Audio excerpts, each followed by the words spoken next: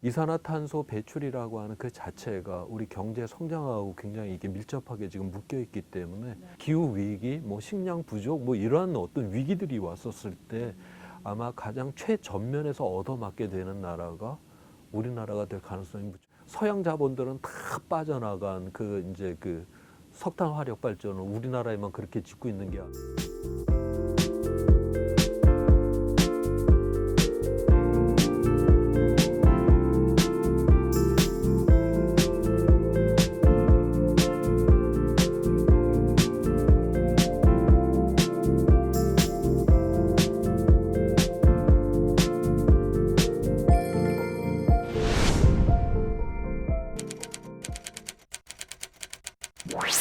기후 위기는 단순하게 그 한 부분만의 온도가 높아진다 이제 문제가 아니라 온도가 올라가게 되면서 이 지구 조절 시스템이 다 이제 붕괴가 일어나는 이러한 문제이고요.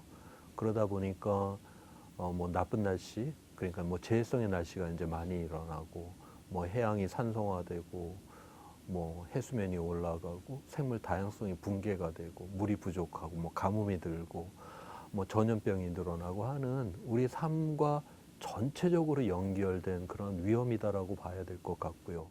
온실가스는 한번 배출되고 난 다음에도 수백 년 동안 공기 중에 계속 남아있게 되니까 계속 누적이 되면서 그 위험이 계속 축적이 되는 것이죠. 그래서 우리 다음 세대에는 훨씬 더 커다란 위험으로 넘겨주게 되는. 우리나라는 일단 뭐 중화학공업으로다가 일단 먹고 사는 나라이기 때문에 일단은 뭐 중화학공업에서 가장 많이 배출이 되고 있죠.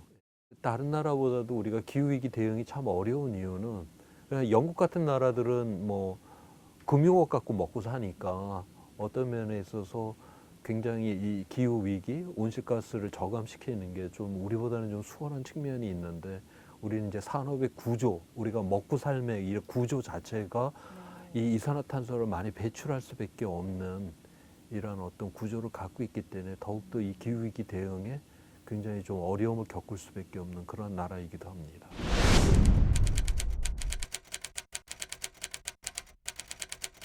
이제 그럴 수밖에 없는 것이 일단 첫 번째로 뭐 사회적인 문제라고 하면 우리가 뭐 식량이 부족하거나 물이 부족하게 되면 그건 사회적 불안정성으로 갈 수밖에 없다라고 하는 이런 부분들이 있고요. 그 다음에 이산화탄소 배출이라고 하는 그 자체가 우리 경제 성장하고 굉장히 이게 밀접하게 지금 묶여 있기 때문에 이것을 우리가 줄인다라거나 이렇게 되는 경우에는 우리의 산업의 구조를 다시 봐야 되는 것이고 어떤 한 부분을 조금 이게 손봐야 되는 문제가 아니라 구조 자체를 다시 다 생각을 해야 되는 거기 때문에 굉장히 어려운 문제라고 그렇게 볼 수가 있습니다.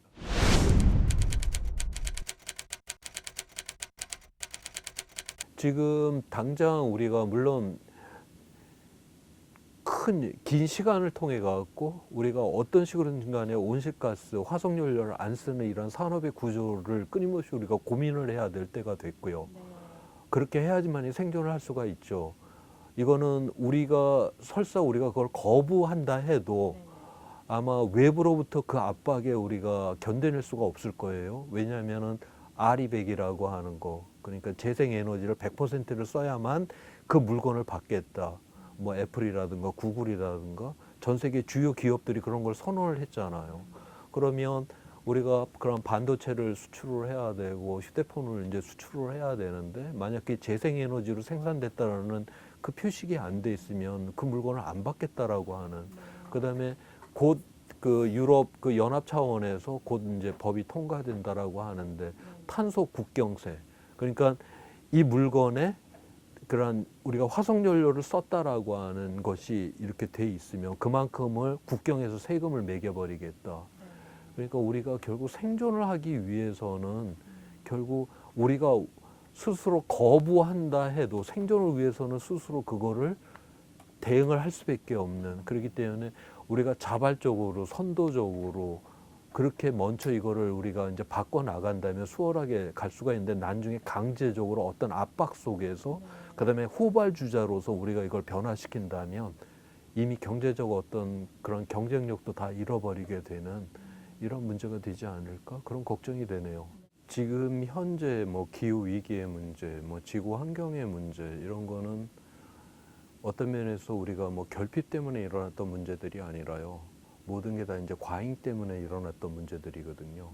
훨씬 더 그 위기가 급박하게 다가온다라고 그렇게 지금 보고 있습니다. 그래서 그러한 위기라고 하는 게 결국 이제 식량의 문제가 될 것이고요. 물의 부족의 문제가 될 것이고, 그거로 이제 고통을 받게 되는 사람이 예를 들어서 지금보다 이제 0.5도가 더 올라가서 0.5도가 지금 상태라고 하면 2040년경에 이제 0.5도가 더 올라가게 되는데, 그렇게 되면 전 세계적으로 약 한 3,500만 명이 이제 기아로 고통을 받게 된다. 3,500만 명이 이제 기아로 고통을 받게 된다라는 거는 굉장히 사회적 불안정성이 엄청나다라고 하는 것이고요. 시리아에 있었던 그거 지금 그 기근 사태 그거 하나만 갖고서도 수십만 명이 이제 유럽으로 다 난민이 되어서 나오는 상황인데 3,500만 명 대단하죠. 그런데 거기에 0.5도가 더 더해져서 2도 이상이 되면 3억 5천만 명 이상이 이제 난민이 될 거다라고 보고 있거든요.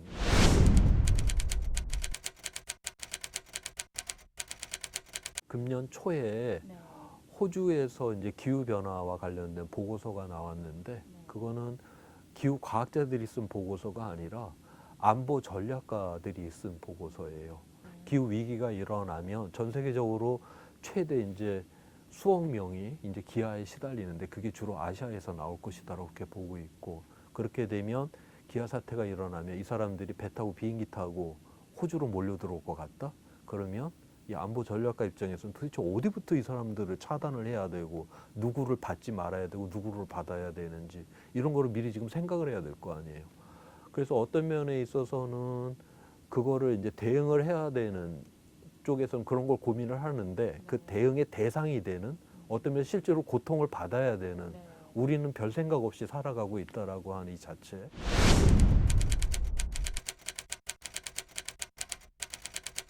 이미 이제 과거의 자료를 갖고 이제 다 분석을 해보면 지금까지 온난화 이제 1도가 이제 상승된 거를 갖고 경제 성장에 어떤 영향을 미쳤는가를 보았는데, 13도일 때가 그러니까 이 경제 성장에는 가장 최적의 온도다라고 그렇게 계산이 돼요. 그러니까 그보다 온도가 높아도 우리가 이제 일하기가 어렵고요. 그보다 추워도 일하기가 어렵잖아요. 그런 측면에서. 근데 이 13도 그 기후값이 13도인 나라가 미국, 일본, 중국, 우리나라가 13.1도예요. 기후값이. 우리나라도 최적에 있는 나라죠. 근데 지금까지는 이런 최적의 그 온도에 속하는, 기후대에 속하는 나라들은 별로 손해도 이익도 보지는 않았어요. 그렇지만 앞으로 이제 온난화가 일어나게 되게 되면 이제는 우리가 경제가 꺾일 수밖에 없는 그 구조로 들어가게 되는 것이고요. 들이 그러면 우리나라라고 하는 것도 식량 자급률이 이제 25%도 되지도 않는 나라이고, 그렇기 때문에 굉장히 어떤 면에서 지금은 우리가 그래도 경제가 어느 정도 그런 식량을 다 구입을 할 수 있고 이런 나라이기 때문에 괜찮긴 하지만, 혹시라도 이게 굉장히 모자라서 가격이 폭등을 했었을 경우에 우리가 그런 뭐 휴대폰을 팔아서 반도체를 팔아서 그 식량을 구입을 할 수 없는 상황이 된다? 그러면 그건 상상할 수도 없는 끔찍한 사태를 의미를 하는 것이고요.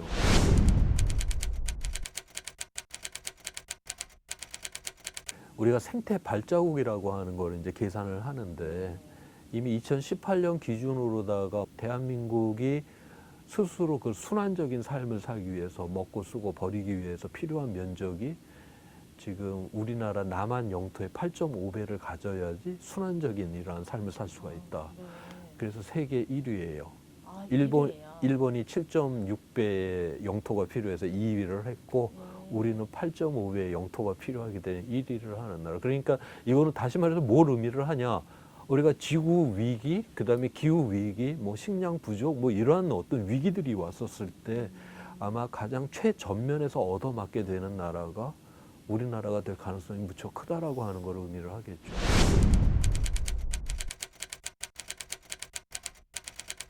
저는 이와 관련돼서 뭐 특별한 뭐 벽안이 있는 거는 저는 아직 제가 알고 있는 거는 없어요. 예.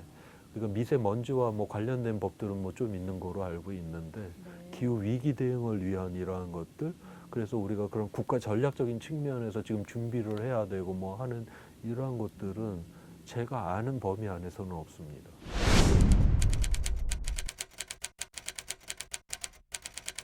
특히 유럽은 이렇게 진보가 됐든 보수가 됐든 그와 상관없이 이 기후 위기는 절박하게 대응을 해야 된다라고 하는 국가 아젠다로 다 그거를 다 수용을 하는 나라들이기 때문에 이제 그러한 측면에서 이제 나가고 있고, 그다음에 이제 작년에 인천에 있었던 정부 간 기후 변화 협의체, 그러니까 전 세계의 기후 과학자들이 모여서 이제 합의를 하는 IPCC라고 하는, 거기에서 1.5도 상황에서도 우리는 이제 위험 속에 들어간다라고 하는 게 지금 선언이 돼 있는 상황이에요.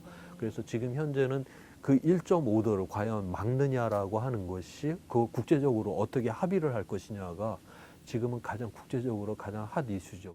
궁극적으로 이미 석탄 자본은 이미, 그러니까 서유럽이라든가 미국 같은 데에서는 그 석탄 화력 발전에 대한 모든 자본을 다 철수를 다 시켜버렸잖아요. 투자 자금들을. 그리고 그걸 파산 자본이라고 그렇게 부르거든요. 왜냐하면은 그거를 뭐 수십 년 동안 이 이제 발전소를 그렇게 크게 만든 다음에 그걸 돌려야지 뭔가 이제 이익이 남는 건데, 앞으로 뭐 20년, 30년 후가 되게 되면 훨씬 더 재생에너지 이쪽이 훨씬 더 싸게 먹힐 텐데, 그때 저 비싼 거로 굳이 돌리고 또 이게 또 기후위기에 또 문제를 일으킨다? 그러면서 국제적으로 이게 어떤 제한이 들어올 거고, 앞서 말씀드렸듯이 뭐 아리백이라든가, 그 다음에 탄소 국경세라든가, 뭐 이런 거가 다 걸려 들어가다 보면 이건 파산 자본이 될 수밖에 없죠. 장기적인 이런 어떤 지금 현재 트렌드로 보았을 때 우리가 지금 산업의 구조를 이런 재생에너지의 이 구조로 지금 빨리 바꾸지를 않으면 우리 스스로도 그것도 위기로 다 닥쳐올 수밖에 없는. 근데 지금 대한민국이 문제가 뭐냐면 지금 신규로다가 지금 석탄 화력 발전을 7개나 지금 짓고 앉아 있고요. 그 다음에 서양 자본들은 다 빠져나간 이제 석탄 화력 발전을 우리나라에만 그렇게 짓고 있는 게 아니라 뭐 베트남, 인도네시아 뭐 이런 데까지 가갖고 그거 다 이제 우리나라 은행에서 그거 이제 다 융자 줘갖고서 다 그렇게 만드는 거 아니에요. 결국. 그런데 저게 지금 당장은 뭔가 있어 보이지만 그게 10년, 20년 지나면 저거 파산 자본 될 거다. 서구 자본이 궁극적으로 뭐 기후위기 대응하려고 뭐 빠져나간 그것보다도 저 파산 자본 될 거 빤하니까 저 빠져나갔는데 우리는 거기에 그냥 쑥 들어가 버리는 그런 측면에서 지금, 그래서 지금 세계적으로 중국 다음으로 석탄 발전을 지금 많이 짓고 있는 나라가 돼버렸는데, 어떤 면에서 굉장히 어떤 시대의 이러한 전환에 맞지 않는, 그리고 우리가 과거의 성공적인 방식을 끊임없이 쥐고 앉아갖고 이렇게 살면 된다라고 했던 그 방식을 계속 우리는 갖고 가지 않나. 바로 그것이 더욱더 우리한테 위기로 찾아오지 않겠나.